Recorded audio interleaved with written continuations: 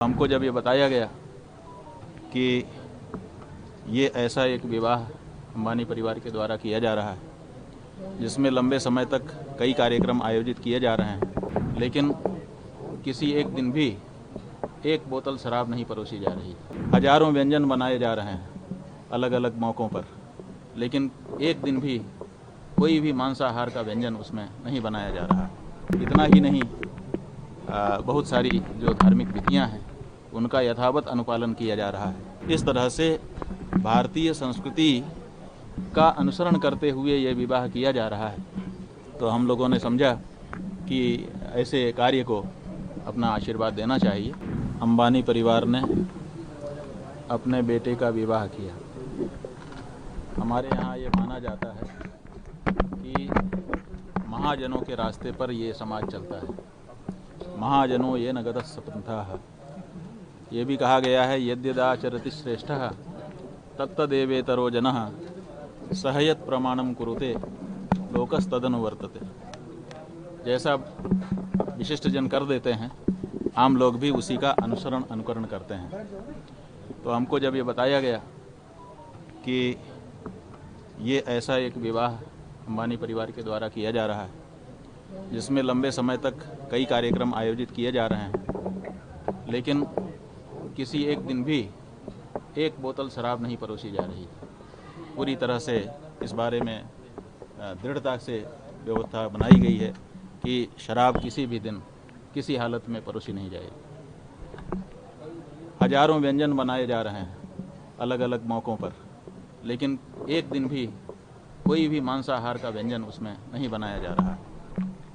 इतना ही नहीं, बहुत सारी जो धार्मिक विधियां हैं उनका यथावत अनुपालन किया जा रहा है। और आशीर्वाद गोष्ठी में पहले भगवान की पूजा करके उनसे आशीर्वाद लिया जा रहा है, फिर गुरुजनों से आशीर्वाद लिया जा रहा है, फिर श्रेष्ठ पुरुषों से आशीर्वाद लिया जा रहा है।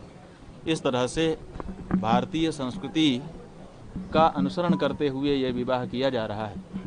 तो हम लोगों ने समझा कि ऐसे कार्य को अपना आशीर्वाद देना चाहिए, जिससे हमारे देश में अब क्या हो गया है हम जानते हैं। हम तो बड़े लोगों में भी जाते हैं और सामान्य लोगों में भी जाते हैं, गरीब से गरीब घर में भी जाते हैं।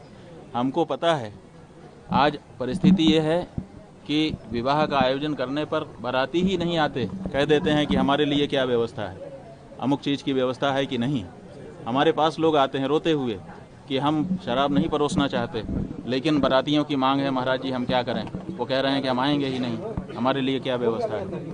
और अगर व्यवस्था ना करो तो वापस नाराज होकर चले जाते हैं। तो जहाँ देश में ऐसी परिस्थिति बन गई हो कि कोई भी उत्सव बिना शराब के न तो शुरू होता हो न तो पूरा होता हो, वहाँ पर इतना बड़ा आयोजन एक व्यक्ति ने करके दिखा दिया जिसमें शराब नहीं परोसी, जिसमें मांसाहार नहीं परोसा। तो ये एक बहुत अच्छा कार्य हम लोगों को लगा। तो हम लोगों ने समझा कि जा करके इनको आशीर्वाद करना चाहिए, और उन्होंने बड़ी श्रद्धा से बुलाया था और मर्यादा रखते हुए सब निभाया भी। स्वामी जी, अखिल भारतीय संत समिति आरोप लगाई है कि संतों को शादी विवाह में नहीं जाना चाहिए, इसमें क्या कहेंगे आप? देखिए, शादी विवाह क्या है पहले ये समझना पड़ेगा। ये जो शब्द बोल रहे हो आप ना, अगर ये उन्हीं के द्वारा कहा गया, संत समिति के किसी व्यक्ति के द्वारा कहा गया शब्द है तो हमारी आपत्ति है। हमारे यहाँ शादी होती ही नहीं है। शादी शब्द ही हमारे हिंदुओं का नहीं है, हमारे यहाँ विवाह शब्द है। तो शादी का तो सवाल ही नहीं है हिंदू में। आप शादी शब्द का उच्चारण ही कैसे कर पाते हो, पहले तो ये बताओ।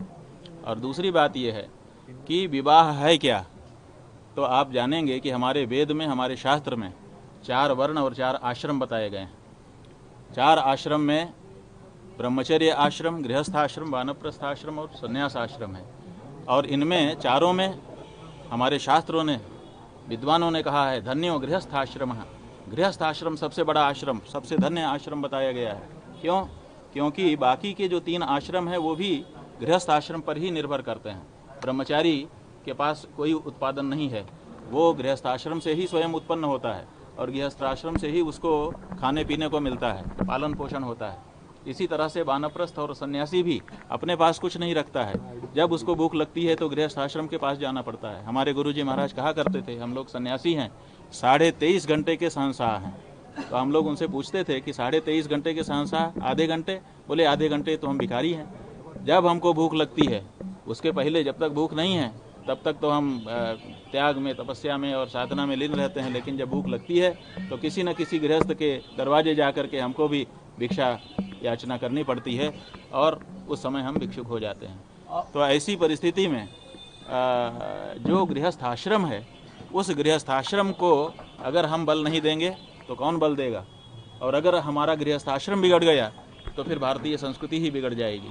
इसलिए गृहस्थ आश्रम की इस तरह से अवहेलना न की जाए और ये ना कहा जाए कि गृहस्थ आश्रम में किसी को आशीर्वाद देने के लिए नहीं जाना चाहिए। और ऐसा कोई वाक्य कहीं अपने शास्त्रों में उपलब्ध नहीं होता है। और हमारे जो पूर्व पुरुष हैं, उन पूर्व पुरुषों में पुरी के शंकराचार्य पूज्यपाद निश्चलानंद निरंजन देव तीर्थ जी महाराज का अभी चित्र हमारे पास आया है। इनके पास किसी भक्त ने भेजा है, उसके विवाह में स्वयं वो गए थे। हम लोग तो दूसरी तरह की मर्यादा में बैठ करके वहाँ आशीर्वाद दिए, लेकिन वो तो वर वधू के साथ खड़े होकर के आशीर्वाद दे रहे हैं।